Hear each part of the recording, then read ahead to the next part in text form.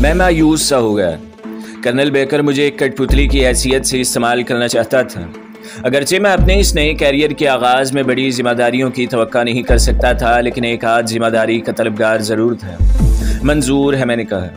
बहुत खूब, colonel baker ने कहा। मैं तुम्हारी शख्सियत को मुकम्मल तौर पर सीगा राज में रखना चाहता हूँ। तवज्जो से सुनो, एजेंट एक्स के बारे में फिक्सी को कुछ मत बताना। फिर वो कदरे तवक्कुफ के बाद बोला, इसके पहले आका तूफ़ान खड़ा कर देंगे। ये इनके वक़ार का ही नहीं, ज़िंदगी और मौत का सवाल है। वो इसे जान से मारने की सरतोड़ कोशिश करेंगे। वीनस में इनकी तादाद 6 या 8 है। मातहत इतने ख़तरनाक नहीं जितना इनका अफसर फॉरेस्टर ख़तरनाक है। वो नॉर्थ ईस्ट इटालियन सेक्टर में रूसी इंटेलिजेंस ऑपरेशंस का इंचार्ज है। नाकाबिले शिकस्त आदमी है, बहुत ताकतवर और ज़हीन आदमी है। हर किस्म के असलहे का इस्तेमाल जानता है, शानदार प्लानर है। अलबत्ता मैं समझता हूँ इसमें खामी भी है, और वो ये कि इसे अपने आप पर ज़रूरत से ज़्यादा एतमाद है। तो फिर आपके ख़्याल में इसे क्यों कर संभाला जाए? मैंने फ़ौरन इस्तफसार किया।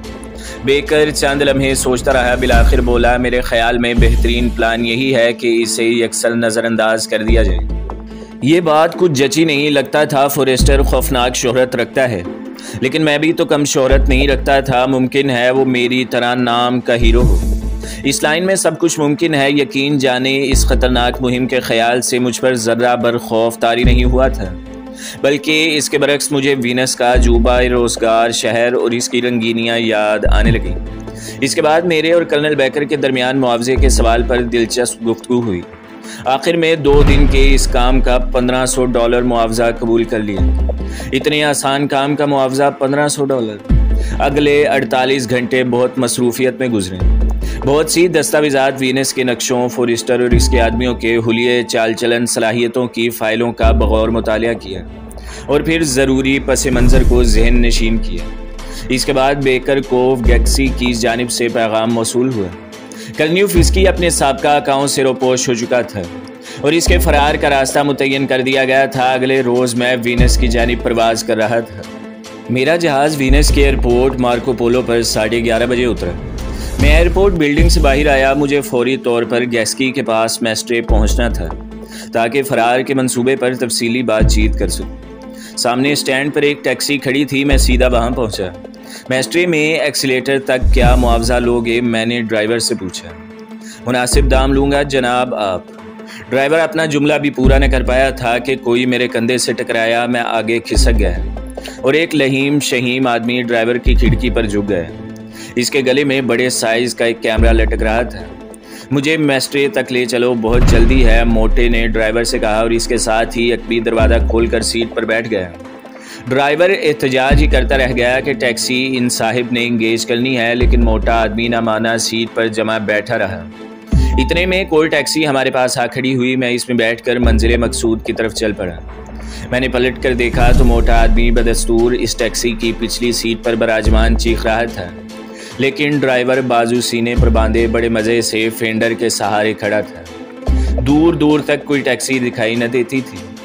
मेरा ड्राइवर बंदर की सी शक्ल वाला अधेड़ उम्र का आदमी था। वो गैर मामूली रफ्तार से गाड़ी चला रहा था। इसने कुछ देर बाद बड़े लाउबालीपन से मुखातिब किया, क्या आप पहली बार वीनस आए हैं? नहीं, एक बार पहले भी आ चुका हूँ, मैंने जवाब दिया। ओ, तो क्या आप सयाह हैं? मैं एक सेल्समैन हूँ। आप क्या फ़रोख्त करते हैं? इसने पूछा। बिजनेस मिशनेसेस, यानी टाइपराइटर वगैरह। तो क्या इसी सिलसिले में आप अमेरिका से यहाँ आए हैं? हाँ। आपकी मशीन का नाम क्या है? एडमंड्स फैनिटी, मैंने जवाब दिया। ड्राइवर हैरान हुआ, मैंने आज तक ये नाम नहीं सुना। इटली की बेहतरीन मशीन है। बेशक, मैंने कहा। ड्राइवर ने एक चौक क्रॉस करने के बाद गाड़ी एक सुरंग में डाल दी। एक ताकतवर मटीले कार पीछे रह गई थी, लेकिन अब वो तेज़ी से हमारे पीछे आ रही थी। शायद इसका ड्राइवर एहसास कमतरी का शिकार हो गया था। सुरंग से निकलते ही एक बहुत बड़ी इंडियन मोटरसाइकिल हमारी बरक रफ्तार टैक्सी के साथ साथ गरजने लगी। वो आहिस्ता आहिस्ता आगे सिरकती हुई खिड़की के करीब आ गई। लम्हे भर के लिए मोटरसाइकिल ड्राइवर से मेरी आंखें चार हुई। इसके सर पर हेलमेट था, आंखों पर फिर का चश्मा था जिसने इसका पूरा चेहरा छुपा रखा था। सिर्फ मुंह नजर आता था या आंखें। हमने एक बार फिर एक दूसरे की आंखों में झांका और इसकी मोटरसाइकिल बादलों की तरह गरजती हुई आगे निकल गई। बहुत से लोग मुझ में दिलचस्पी लेने लगे थे। ताहम मैंने अपने आप को दिलासा दिया कि इतनी जल्दी कोई मुझ तक नहीं पहुंच सकता। आखिर हम मेस्टर के नवाब में पहुंच गए। यकायक ड्राइवर ने गाड़ी बाएं जानिब एक तंग सी गली में दाखिल कर दी। मैं चौकन्ना हो गया। ड्राइवर ने मेरी तरफ देखकर दांतों की नुमाइश की और रफ्तार बढ़ा दी। वीरान सी गली थी और दुकानें बंद हो चुकी थी। मेरे दिल में पहली बार खौफ की झुरझुरी सी पैदा हुई और मुझे सिलसिलावार कुछ वाक़यात याद आने लगे। बरक रफ्तार टैक्सी, वीरान सुनसान गलियां, मोटा आदमी, टैक्सी ड्राइवर, मोटरसाइकिल सवार। ड्राइवर ने यकलख्त ब्रेक लगाए और गाड़ी बुरी तरह चीख कर सड़क के ऐन दरमियान खड़ी हो गई। दो आदमियों ने लपक कर दाएं बाएं दरवाजे खोले और मेरे दोनों तरफ बराजमान हो गए। ड्राइवर ने यकायक एक्सीलेटर पर दबाव डाला और टैक्सी ने फिर तूफानी रफ्तार से सड़क को निगलना शुरू कर दिया। बाएं जानिब के फैशनेबल आदमी ने इशारिया 38 का रिवॉल्वर मेरे पहलू में लगा कर कहा, खबरदार, अचानक कोई हरकत मत कर बैठना, चिल्लाना भी नहीं रॉयट। राइट, मैंने सादगी से जवाब दिया। गौर से देखो, इसने रिवॉल्वर का सिलेंडर खोलते हुए कहा। पूरी तरह भरा हुआ है। इसने सिलेंडर बंद कर दिया। सेफ्टी हटा दी गई। गन डबल एक्शन पर फायर के लिए बिल्कुल तैयार है रॉयट। राइट, मैंने कहा। वो मेरे दाएं जानिब मुमतकिन आदमी से मुखातिब हुआ। इसे अपनी गन दिखाओ। क्यों जहमत करते हो? मैंने कहा, मुझे तुम पर यकीन है। मैं झूठ भी तो बोल सकता हूँ, दिखाओ इसे। हैपो मुसम्मी सी सूरत वाला हट्टा कट्टा आदमी था। इसने मेरे गुर्दे से गन हटाई, इसे खोलकर मेरे सामने किया और इस वक्त तक इंतजार करता रहा जब तक मैंने इस बात में गर्दन नहीं हिला दी। फिर इसने गन बंद कर दी। तुम लोगों का यह दस्तूर काबिल तारीफ है, मैंने तबसरा किया। दस्तूर की पसंदीदगी पर हमें खुशी हुई, मिस्टर नॉयर। बाएं जाने वाले फैशन प्रेस ने कहा, मुझे आप कार्ला के नाम से पुकार सकते हैं। क्या इसलिए कि यह तुम्हारा नाम नहीं? मैंने पूछा, लेकिन मेरा दिमाग अब बहकने लगा था। बिल्कुल ठीक, इसने मेरी जानिब झुकते हुए कहा। क्या ये भी तुम्हारे ड्रामे का एक किरदार है? मैंने ड्राइवर की तरफ इशारा किया। हाँ, ये मज़ाहिया अदाकार है। कार्ला बोला, ठीक है गिवानी, मुझे कुछ दिलचस्प कहानियाँ याद हैं। ड्राइवर ने जवाब दिया, क्या तुमने कभी दो पादरियों और कुआं खोदने वाली बेटी की कहानी सुनी है? मैंने सुन रखी है, हैपो धाड़ा। कोई नई कहानी तुम कब सुनाओगे आखिर? अदाकार हंसने लगा। मैं भी हंसी में शरीक हो गया, लेकिन अब मेरी कैफियत हिज़यानी सी हो चली थी। मैं इन तीनों को कर्नल बेकर की शनाख्त फाइलों के हवाले से पहचान चुका था। इसका मतलब ये था कि मैं फंस चुका हूँ। हंसते हंसते कार्लो के पेट में बल पड़ गए थे। इसने कहका लगाते हुए कहा, लो हम पहुँच गए। गाड़ी एक गली में मुड़ गई थी, फिर एक अहाते में रुक गई। मुझे गाड़ी से निकाला गया। कार्लो ने रिवॉल्वर अपने होलिस्टर में डालकर कहा, इस तरफ। हैपो ने गन हाथ में रखी और दूसरे हाथ से मेरा बाजू पकड़ लिया। मैंने बेख्तियार बाजू छुड़ाया और पलट कर सरपट भागा, लेकिन कार्लो पहले से दरवाज़ा रोके खड़ा था। इसने रिवॉल्वर निकाल कर मुझ पर तानते हुए कहा, रुक जाओ वरना गोली मार कर घुटने में सुराख कर दूंगा। तजवीज़ माकूल थी, लिहाजा मैं रुक गया। ऐन इसी लम्हे किसी की ताली बजाने की आवाज़ सुनाई दी। मैंने ऊपर देखा। इमारत की दूसरी मंजिल पर बालकोनी में एक आदमी खड़ा था। वो हमारी तरफ देख कर पुकारा, कार्लो, ये क्या हमाकत है? एक आदमी के लिए रिवॉल्वर निकालने की ज़रूरत क्यों पेश आई? क्यों ना अहली का सबूत दे रहे हो? ये भागने की कोशिश कर रहा था, कार्लो ने जवाब दिया। लेकिन मैंने तुम्हें हिदायत की थी कि आसामी को कोई तकलीफ मत पहुंचाना। वो आदमी बोला, गन रखने वाले लोग अपनी रिज़्क पर गोली नहीं चलाते। मैं नादम हूँ मिस्टर फॉरेस्टर, कार्लो ने जवाब दिया। आप ऊपर आ जाएं मिस्टर नॉयर, आदमी ने मुस्कुराते हुए कहा। हम बड़े सुकून से कारोबारी बातचीत करेंगे। फॉरेस्टर पलट कर बालकोनी से पीछे हट गया। कार्लो और हैपो मुझे ऊपर ले गए। टैक्सी ड्राइवर जेब से एक मैला कुचैला चेथरा निकाल कर टैक्सी का हेड साफ करने में मसरूफ़ हो गया। खुश आमदीद मिस्टर नॉयर। शुक्रिया, मैंने जवाब दिया। फॉरेस्टर बहुत बारोब आदमी था। 6 फुट से निकलता हुआ कद और इंतहाई मजबूत जिस्म। वज़न 250 पाउंड से कम नहीं था। मेरी तलाशी ली गई। जाहिर है मेरे पास असला वगैरह नहीं था। फॉरेस्टर ने कार्लो और हैपो को रुख्सत कर दिया। मैंने फॉरेस्टर के सरापे का जायज़ा लिया। उफ, किस गज़ब का आदमी था। हमारे रिकॉर्ड के मुताबिक इसमें बहुत खूबियाँ थी। वो एक पहलवान था, champion pistol shooter, judo karate का 5th डॉन ब्लैक बेल्ट था। इन हकाइक के पेश नज़र मैंने इस पर जकंद लगाकर जान से मार देने का फ़ैसला बदल दिया। मिस्टर नायर, वो बोला, क्या बताऊँ, इस मुलाकात के लिए मुझे क्या क्या पापड़ बेलने पड़े। वाकई, मैंने फ़ौरन जवाब दिया। फॉरेस्टर ने इस बात में सर हिलाते हुए कहा, मुझे यकीन ही नहीं आता था कि एक दिन मैं शोरा-ए-आफाक एजेंट मिस्टर एक्स के रूबरू बैठा हुआ हूँगा। इस बात पर मैं भुना गया। मेरी शोहरत हैरतनाक रफ्तार से दूर दूर तक फैल चुकी थी। कर्नल बेकर अपने खुद साख्ता एजेंट एक्स से भरपूर इस्तिफादा कर रहा था। इसके लिए तो ये बात सूदमंद थी, लेकिन मेरे लिए नहीं। कौन एजेंट एक्स? मैंने मुतानद से पूछा। फॉरेस्टर ने नफ़ी में सर हिलाते हुए कहा, सॉरी जेंटलमैन, तुम बेनकाब हो चुके हो। अब तुम्हें हक़ाइक़ का सामना करना ही पड़ेगा। न जाने तुम क्या बेसरोपा बातें कर रहे हो। मैंने अल्फाज चबा चबा कर कहा, बस इतना बता दो कि कर्नियो फिस्की कहाँ है। इसने मेरी बात को यकसर नज़रअंदाज कर दिया था। अगर इस नाम के आदमी से मेरी शनासाई होती तो तुम्हें ज़रूर बताता। तो तुम्हें इनकार है। जो कुछ मैं जानता तुम्हें नहीं बता सकता। इसके होंठ भीज गए और नीली आंखों में बिजलियां सी कौनने लगी। नौए हम एक दूसरे की नकलो हरकत से खूब आगाह रहते हैं, क्योंकि हमारा एक ही पेशे से ताल्लुक़ है। अदाकारी से काम नहीं चलेगा। बताओ कहाँ है कर्नियो फिस्की? ना जाने कहाँ है वो। मगर ये तो मानते हो तुम एजेंट एक्स हो? इसने पूछा। बेशक तुम्हारी खुशी के लिए मैं अपने आप को एजेंट एक्स वाई जेड सब कुछ तस्लीम करता हूँ। इसके बावजूद मुझे ये मालूम नहीं कि कर्नियो फिस्की कहाँ है। नहीं, तुम्हें लाजमी तौर पर मालूम होना चाहिए, फॉरेस्टर ने इसरार आमेज लहजे में कहा। आखिर ये तुम्हारा ऑपरेशन है, गैस्की इसका इंचार्ज नहीं हो सकता, क्योंकि वो इस काम का अहल ही नहीं है। बहुत देर तक हम दोनों में कशमकश होती रही, लेकिन मुझे कुछ मालूम होता तो शायद बता भी देता। आखिर इसे मुझ पर यकीन करने ही बन पड़ी। इसने गौर से मेरी आंखों में देखते हुए कहा, ठीक है मिस्टर नॉय, मुझे तुम्हारी बात पर यकीन है, अब तुम जा सकते हो। मैं परेशान सा होकर खड़ा हो गया। क्या कहा तुमने? क्या मैं जा सकता हूँ? हाँ, इस इम्कान को रद्द नहीं किया जा सकता कि अभी तुम्हें कर्नियो फिस्की की पनाहगाह का इल्म न हो। इसने इस बात में सर हिलाते हुए कहा, लेकिन तुम इस तक ज़रूर पहुँचोगे, तब तुमसे दोबारा मुलाकात होगी। क्या तुम्हारे ख्याल में ये काम इतना ही आसान है? मैंने पूछा। हाँ, जब तक वेनस में हो मैं किसी भी वक्त तुम पर हाथ डाल सकता हूँ। फॉरेस्टर ने बड़े एतमाद से कहा, वीनस मेरा मरकज़ है, तुम्हारा नहीं। जहन नशीन कर लो। कोशिश करूँगा।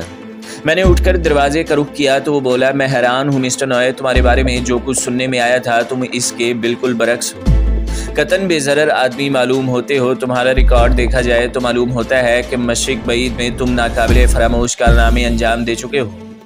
गोरिल्ला जंग के माहिर हो, हल्के असले के इस्तेमाल और हैंड ग्रेनेड फेंकने में यकता हो, बेमिसाल तखरीबकार और आतिशजनी के अजीम फनकार हो, लड़ाका जहाज़ उड़ाने के लाइसेंस याफ्ता हो, साबिक हाइडोर पेलियन ऑपरेटर हो और मास्टर ड्राइवर। मैं तुम्हारी किसी खूबी को नज़रअंदाज तो नहीं कर गया।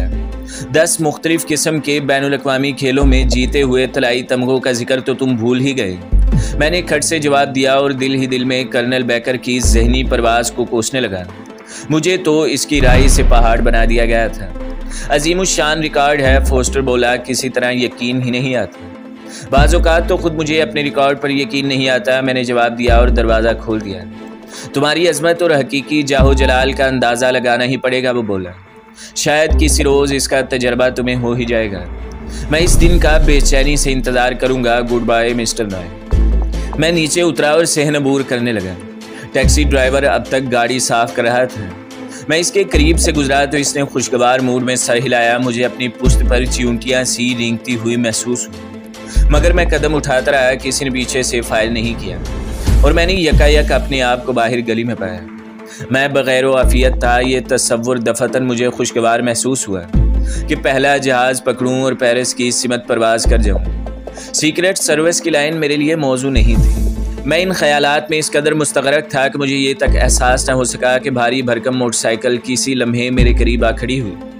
ये देवकामत इंडियन मोटरसाइकिल थी और इस पर से वही आदमी उतरा था जो मेरी टैक्सी के मुतवाज़ी चलता रहा था। इस वक्त भी इसकी आंखों और मुंह के सिवा कुछ नजर नहीं आ रहा था। बहुत सेहतमंद आदमी था और इसका कद मियाना था। आपके पास माचिस तो होगी? इसने मुझसे पूछा। नहीं, मैंने जवाब दिया। क्या लाइटर से काम चल जाएगा? कौन सा लाइटर? फ्लेमिनेटर। सॉरी, सिल्वर जेट है, मैंने जवाब दिया। इसने इस बात पे सर हिलाया। तुमसे मिलकर खुशी हुई मिस्टर नॉय। इधर भी कुछ ऐसे ही जज्बात है मिस्टर गैस्की। मैंने कहा, हमारे दरमियान इन इब्तदाई शनाख्ती कलमात का तबादला हुआ था। यहाँ हम बात नहीं कर सकते। वो बोला, 1 घंटे बाद वीनस में मुलाकात होगी। कहाँ पर? तवज्जो से सुनो, इसने कहा और मुझे हिदायत देना शुरू की। आखिर जाए मुलाकात के तकर्रुर के बाद वो रुखसत हो गया और मैं इसकी हिदायत की रोशनी में चल पड़ा। मैं वीनस की नहरों का नज़ारा करता हुआ ठीक वक्त पर कैफ़े पैराडाइज पहुंचा। मैंने एक मेज़ के मुकाबिल बैठकर एक गिलास शराब का ऑर्डर दिया। गिलास ख़त्म होने के कुछ देर बाद गैस्की याद धमका इसने भी शराब का ऑर्डर दिया। बहरे के आने और फिर दूर हटने तक हम खामोश रहे। गैस्की ने शराब की एक चुस्की लेकर कदरे तेज़ लहजे में पूछा, खुदा के लिए ये तो बताओ एयरपोर्ट पर क्या हुआ था? तुम इन लोगों के झांसे में कैसे आ गए? मुझे इसकी गुस्ताखाना तर्ज कलाम पर ताव आ गया। मुझ जैसे मशहूर व मारूफ आदमी को इस बेबाकी से हदफ तनकीद नहीं बनाया जाना चाहिए था। चुनाचा मैंने बड़ी सर्द मोहरी से इस्तफसार किया, मगर तुम्हें यह ख्याल कैसे आया कि मैं धोखा खा सकता हूँ? क्या मतलब पूछूं? ये तो मुझे खुद मालूम नहीं था कि मेरा मतलब क्या था, लेकिन इस वक्त ख़तरा था कि कहीं मैं गैस्की का एतमाद न खो बैठूँ। इसके नतीजे में पूरे ऑपरेशन को ख़तरा लाक हो सकता था। चुनाचा मैंने सादगी से जवाब दिया, मतलब ये कि मैं जानता था कि वो कौन है, इनकी हरकत से साफ जाहिर होता था। तो फिर तुम इनसे मगलूब क्यों हो गए थे? क्योंकि मेरी ख्वाहिश थी। मैंने मुस्कुराने की मकदूर भर कोशिश की। आखिर क्यों? वाकई आखिर क्यों? क्या जवाब था इस हरकत का? मैंने शराब की चुस्की ली और बोला, मैंने ज़ाती तौर पर अंदाज़ा लगाने का फ़ैसला किया था। क्या वाहियात तरीका है? गैस्की झुंझला कर बोला, तुम्हारे ज़हन में ये ख्याल कैसे आया कि वो तुम्हें रिहा कर देगा? इसका फ़ायदा इसी में था कि मुझे रिहा कर दे। अगर फॉरेस्टर ना मानता तो इस सूरत में मैं इसे कायल करने की कोशिश करता। मैंने कहा, किसी न किसी तौर इसे मजबूर कर देता। चंद लम्हे वो मबहूत होकर मुझे देखता रहा। फिर इसके चेहरे पर मेरे लिए कीना अमेज सताइश के जज्बात उभरे और वो गहरी सांस लेकर बोला, तुम्हारे बारे में जो कुछ सुना था सही साबित हुआ मिस्टर नॉय, लेकिन जहाँ तक मेरा ताल्लुक था मैं किसी कमरे में फॉरेस्टर के साथ तनहा बैठने की हिम्मत नहीं कर सकता। बहुत खुशकामत आदमी है, मैंने जवाब दिया। हालांकि वो ज़रूरत से कुछ ज़्यादा ही फूल गया है। वो ये बात सुनकर चकरा गया। चंद्र में इसकी समझ में ना आ सका कि क्या जवाब दे। आखिर तंग आकर इसने तहसीन अमेज़ अंदाज में मेरा कंधा थपथपाना शुरू कर दिया। गैस्की मेरे लिए एक्सीलेटर में एक कमरा रिजर्व करा चुका था। चंद गिलास शराब के हलक में उंडेलने के बाद हम वहीं पहुंच गए। बहुत पुरआसाइश और ख़ूबसूरत कमरा था। गैस्की ने सिगरेट सुलगाई और मेरे सामने एक आरामदेह कुर्सी में नीम दराज हो गया। अब वो अपने असल हुलिये में था और बहुत वजीह और शकील लग रहा था। मैंने पूछा कि न्यू फिस्की को वेनस से निकाल ले जाने के लिए क्या तरीक़ेकार इख्तियार किया जाए। चंद लम्हे इसने गहरे गौर खोज की सी अदाकारी की, फिर बड़े फ़लसफियाना अंदाज में जवाब दिया, वीनस से इसके फ़रार का मसला इंतहाई पेचीदा और परेशान कुन है। हकीकी मानों में ये कहा जा सकता है कि वीनस से इसका फ़रार अमल मुमकिन ही नहीं, क्योंकि हमारा ये शहर दुनिया के हर शहर से बहुत मुख्तलिफ है। तो दोस्तों, अगली किस्त देखने के लिए हमारे चैनल को सब्सक्राइब करें, वीडियो को लाइक करें और बेल के आइकॉन को भी दबा दें, ताकि हर जो आने वाली वीडियो है वो आपको सबसे पहले मिलती रहे।